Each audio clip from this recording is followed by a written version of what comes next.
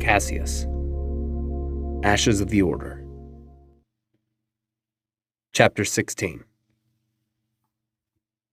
Caseus and the others slowly plodded through the dank, disgusting sewers beneath the city, their only light being the rays of sun shining through the gutter openings above. Liara and Bendel both held their noses, the foul stench of filth and grime making them nauseous. "I'll bet you're loving this, Tosa." "Why, because I'm a Trandoshan? What a cruel insult." "Nah, I just assumed the sewers fit your personality. You know, slimy, gross, and unpleasant." Tosa looked at Caseus and laughed under his breath. "Just think, if you had killed me all those years ago, I would have missed out on your wonderful sense of humor." The group continued walking, occasionally stopping as onlookers passed overhead.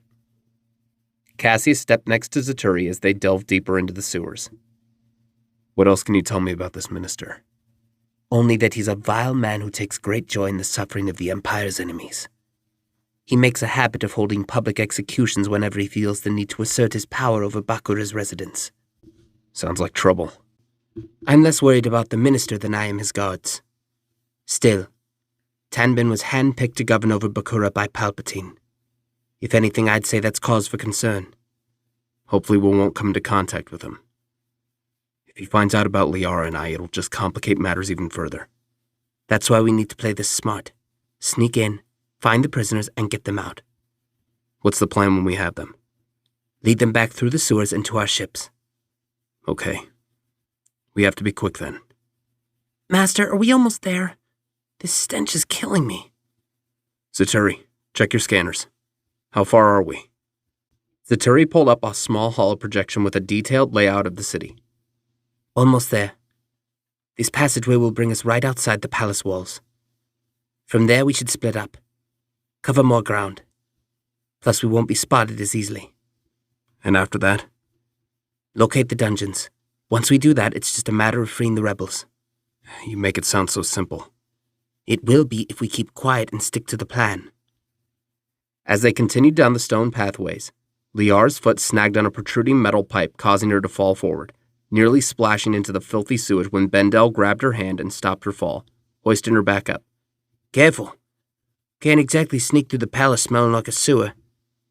Liara blushed and let go of his hand. "Thanks. I'll be more cautious." Caseus raised an eyebrow as he walked alongside Zaturi. "You're seeing this too, right?" "Seeing what?" "Them. They're becoming awfully close." "I didn't think that would be an issue with you. After all, you had someone you loved long ago." "That's not an issue. Not yet." "Not yet?" "I want Liara focused on her training first. After that, we'll see." "You really are like a father. So distrustful of my Bendel, are you?" "No. Bendel is a good kid. I just want her to prioritize. She has a responsibility, just like Sarah and I did. We can discuss it later."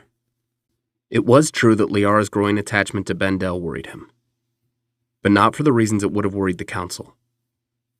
Attachments were one thing, something that, while other Jedi saw as detrimental to one's commitment to the Force, Cassius saw as a source of strength.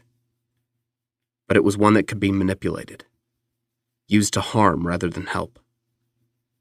He would have to talk with her, get her to see both sides of the issue. That is, if she really was attracted to Bendel. She was 17 after all. It could just as easily be a teenage infatuation. "Up ahead. There should be an opening." Looking ahead, Cassius could see rays of light shining through a large grated hatch leading out of the tunnels. "I'll take a look, see if the coast is clear." Cassius walked ahead and climbed up a metal ladder to the hatch cover and peered out. Nothing. Just a tall wall with no sign of any guards. "Okay, all clear." As quickly and quietly as they could, all 6 members of the team emerged from the sewers and stood by the outer wall. Finally." "We have to get over this wall. There could be guards on the other side, though. Any ideas?" "Tosa, use those predatory skills of yours. See what you can see." Tosa snarled and concentrated, using his thermal vision to detect any body signatures on the other side of the wall. 2 on the other side. Okay. Caseus, do you think you can incapacitate the guards? Yeah. Keep an eye out. Pulling out his grapple cable, Caseus threw it up and attached it to the top of the wall, before quickly scaling it and reaching the top. Looking down below, he saw the 2 guards standing completely still. Carefully, Caseus held out his hands and, using the force, smacked the skulls of both guards together, knocking them unconscious before peering back over the edge of the wall and giving a thumbs up. That's our cue. Let's go. One by one, the rest of the crew scaled the wall, Kresh requiring an additional grapple cable to hoist him up to the top. Soon, all were safely on the other side of the palace wall. Looking around, Caseus was shocked at just how beautiful the scenery was. Gardens, small, tranquil ponds surrounded by shiny black stones and trees. I'll give the guy this. He knows how to decorate. Enough chatter. I see a doorway over there. Saturi pointed to a large set of metal doors engraved with the insignia of the Galactic Empire. Quickly, they made their way to it as Tosa used his senses to look through the walls to the other side. Anything? Nothing. Not that I can see. My thermal vision isn't always perfect. Well, we have to go inside. We can't stand out here in the open forever. Saturi nodded, keeping her blaster in hand before slowly pushing the doors open. There were no guards, thankfully. But there were 2 separate corridors they could take, one leading right and one leading left. Now what? We split up. Vendel, you, Liara, and Kresh take the left corridor. Caseus, Tosa, and I will take the right. If you hear anything, hide until it's safe to move again. If you find the dungeons first, contact my comlink immediately and we'll find you. Are we clear? Vendel nodded along with Kresh. Liara looked a bit more uneasy. You can do this, Liara. Trust your training. Liara felt a little bit better with her master's reassurance and went with Vendel and Kresh down the left corridor, while Caseus, Saturi, and Tosa started sneaking down the right. All around, Cassie saw extravagant artwork, tapestries, and valuable artifacts on display. As terrible as he knew this place was, being the fortress of a ruthless dictator, it was stunningly beautiful. Don't get distracted, Caseus. Right. Do we have any idea which way we need to head? No, which is why we need to keep our eyes peeled. Tosa, do you see anything? No. But all these torches and lights are starting to drive me crazy. This would be much easier in the dark. Don't strain yourself. You're no use to us if you can't fight. As they walked, Cassius overheard a few voices and heard footsteps coming from a stone hallway. Incoming. Hide. Thinking quickly, the 3 hid behind either tapestries, pillars, or statues, not daring to make a sound. The 2 guards took a quick look around the area, still chatting amongst themselves, before heading down the corridors and turning from sight. Cassius and the others re-emerged and regrouped silently. That was close. Wait. What is it? Cassius closed his eyes and held out his hand. I sense something. What is it? I'm not entirely sure. Follow me. Meanwhile, Liara walked with Vendel and Kresh through the grand halls of the palace, keeping their eyes peeled for any sign of danger. This place is enormous. This minister must have an ego bigger than a star cruiser. Yeah. Still, it is pretty. Liara looked over at a towering window at the end of the corridor. Stained glass crafted with an expert artistry in beautiful patterns and shapes. As she gazed, the afternoon sunlight shone through the glass, casting dazzling colors and shapes all throughout the area. Wow. Liara, don't get distracted. This place might be neat, but it's a prison for our comrades. We have to keep looking around. Right. Which way? This way. How can you be sure? I don't know. Call it intuition. My gut is telling me the entrance to the dungeon is this way. Okay. Kresh? Kresh grunted and scratched his head before following Vendel and Liara. The path they were on took them down a winding flight of stairs and into a dimly lit cellar, lined with a few torches on the walls. This doesn't look like a dungeon. I don't think it is. It looks like a wine cellar. Kresh looked around at the multitude of wooden casks and barrels, each containing what must have been impeccable wine. Don't even think about it, Kresh. You want a drink, you drink on your own time. Kresh grunted, feeling insulted, but deep down, longing to taste the contents of the barrels. We should get out of here. It doesn't look like there's any prisoners or cells down here. Right. Come on. Excuse me. Vendel drew his blaster and turned sharply to a nearby doorway as a man in a white apron and dark green clothes stood with his hands above his head. Please, don't shoot. I mean you no harm. Are you with the rebellion? Who wants to know? Please, forgive me for being so forward with you. My name is Galric. I work here in the palace making the wine. I didn't ask your occupation, friend. I understand. Look, you're here for the prisoners, am I right? I can take you to them. And why should we trust you? I understand your apprehension, but you must believe me, I am a slave here. The minister is a monster. If you promise to take me with you when you escape, I'll help you. Vendel slightly lowered his blaster. What do you guys think? Kresh grunted angrily and kept his hand on his rifle. Vendel turned to Liara. What about you? I think we should trust him. We don't have many other options right now. I'll call the others and... No, don't! All comm channels here are monitored carefully. Even secured comms aren't safe. Believe me, too many of us have learned that the hard way. Vendel kept an eye on the man, but nodded, holstering his weapon. Take us then. And be quick. Galric bowed politely and led them out of the cellars and deeper into the palace. Meanwhile, Caseus and Zaturi continued onward through the palace, keeping their heads down and their eyes peeled. Caseus, where is it we're going? Caseus stayed quiet, concentrating on this familiar presence. When they found themselves facing a large doorway, leading down a stone stairway, a gate of thick metal bars blocked their way down. You see any gate controls?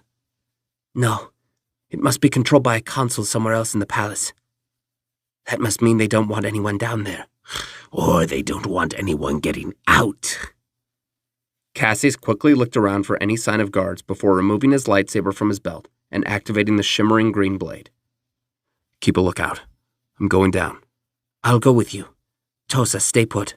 We won't be long. Tosa nodded as Caseus quickly sliced through the bars and cleared the pathway. Down they went into the darkness, the light from Caseus' blade the only source of light. Their footsteps soon started to echo as they entered a wide stone room. Chains hung on the walls and rodents scurried by their feet. Think this is it? I don't know. Caseus held his saber out further and saw bars cemented into the stone walls. Hello? From behind the bars, Caseus heard a scuffle. Someone or something was down here. Stepping closer to the bars, he held his saber up and peered through. A large, empty room. A single ray of light shining through from a small window at the top. Suddenly, a large hand reached through the bars, grabbing Caseus by his neck as he was pulled close. Caseus! The hand suddenly let go as the startled Jedi stepped back. Caseus, is that you? Caseus peered through the bars and saw a man with messy blonde hair and an unkempt beard. Gaidom. What are you doing here? What do you mean, what am I doing here? What are you doing here? What does it look like? I'm stuck in a cell. I can see that. Gaidom stepped back as Caseus cut the lock for the heavy door and pushed it open. As he stepped inside, he saw 5 others step out from the shadows, looking tired and hungry. Are these the rebel prisoners? Looks like it. Gaidom stepped forward, putting a hand on Caseus' shoulder. It's good to see you, Caseus. I guess this means you decided to join the fight? Yeah, in a way. Gaidom, what are you doing here? I can answer that. Caseus' attention was turned to a broad-shouldered man with dark skin and short black hair. I asked for his help. I'm Garin. I came here to look for my brother. Your brother? Kaleem. He was a Jedi like you and Gaidom. A Jedi? What happened? Garen hung his head. That bastard Tanbin found him first. Tanbin? The minister? Minister. That man is a monster. He claims to be a man of the people, but he's just as corrupt as the rest of the Empire. Kaleem. He stopped responding a few months back, and I feared the worst. I tried to enlist Gaidom's aid, but he was apprehensive to the idea, so I went alone. I was captured, and told in graphic detail what became of him. I was thrown in here with the others, to await my day of execution. Gaidom, why are you here then? When Garen told me he was going alone, I told him I couldn't help. But when he stopped responding, I guess I felt sort of responsible. I came here looking to get them out, but Tanbin used a few of the prisoners as leverage. I had to surrender. But now you're here. You can help us. That's the plan. Come on. We're getting you all out of here. Meanwhile, Galric led Bendel, Liara, and Kresh through long halls of extravagant armor suits on display, as Liara grew increasingly concerned. Galric, where is this dungeon? The longer we stay here in the open, the less chance we have of freeing them. We're almost there. That door over there. The brown one. It leads to the jailer's quarters. He has the keys. Get them, and we'll get your comrades out. Liara nodded, and carefully looked around before going to the door and reaching for the handle. Just as she did, the door opened. Standing in front of her was not the jailer, but a tall man dressed in extravagant attire and a black cape. Well now, who do we have here? Just as Bendel drew his blaster, he was immediately brought to the floor alongside Kresh by Galric, holding a stun baton. Bendel! As Liara looked at her downed friends, several palace guards arrived and aimed very dangerous-looking weaponry at Liara, who held her hands up. Minister Tanbin smiled a very smug grin of satisfaction. A fine job, Galric. I will take it from here. I live to serve you, Minister. Galric bowed and took his leave, as the guards grabbed Liara's lightsaber and hauled Bendel and Kresh away. Liara, however, was brought into a large, beautifully decorated office overlooking Bakura. If it weren't the possession of a monster, she thought, it wouldn't be so terrible. The minister soon entered and dismissed the guards as Liara glared at him. She despised looking upon this man. She would like nothing more than to end him for the pain he was causing. But Bendel and Kresh were in danger. She couldn't risk it. The minister, on the other hand, was completely calm and composed as he gestured to a chair across from his desk. Now, sit, please. Liara glared at him, but slowly sat down. As she did, the minister opened a bottle of the fragrant wine and poured a glass, offering it to her. What are you doing? I wouldn't be much of a host if I didn't offer my guests some refreshments.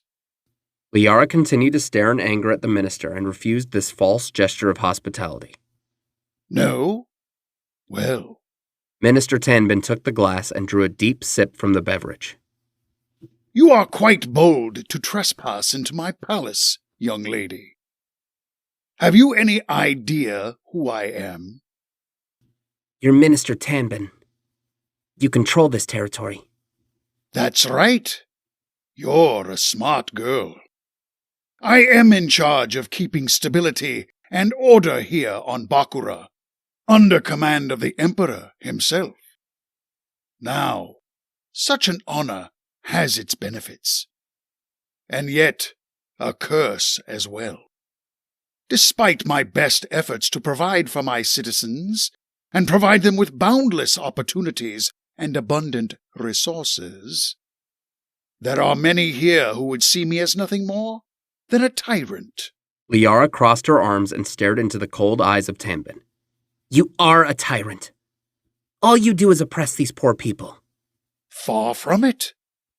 As a matter of fact, considering the others considered for my position, I should think they would be a little more grateful for the lives they have.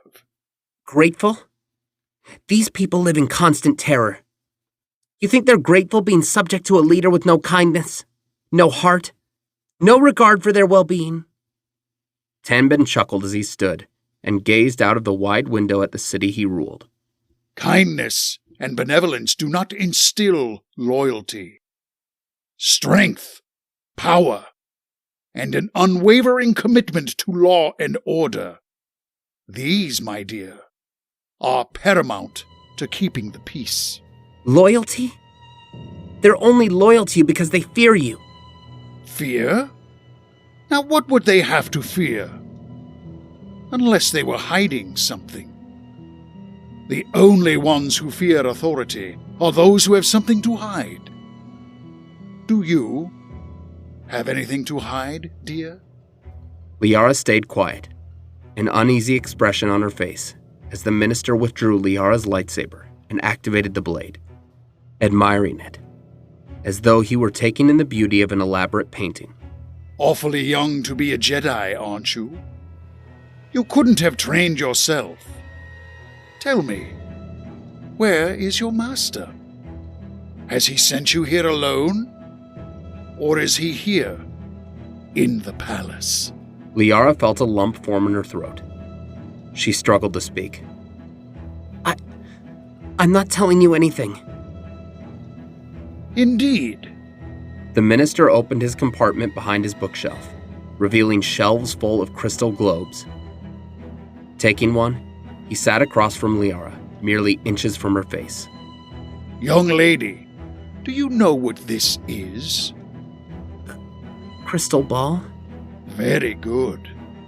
And what can you see inside of it? Liara looked closely at the globe and saw suspended inside of it a swirl of dark gray particles. Ashes. That's right. Ashes of all those who, like yourself, thought it wise to stand against me. And unless you want your friends to become part of my menagerie, you will tell me everything. Liara feared Tanbin. His threats were anything but empty. But still, she stayed quiet, not daring to say a word. The minister waited and sighed in disappointment. So be it. Pressing a button on his desk, a projection screen lowered from the ceiling.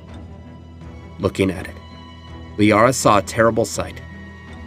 On the screen, she saw Bendel, restrained in heavy chains, tying him to a metal post as a guard walked over to him, holding a red-hot iron branding tool with the logo of the Empire on the front, glowing and radiating with immense heat. No!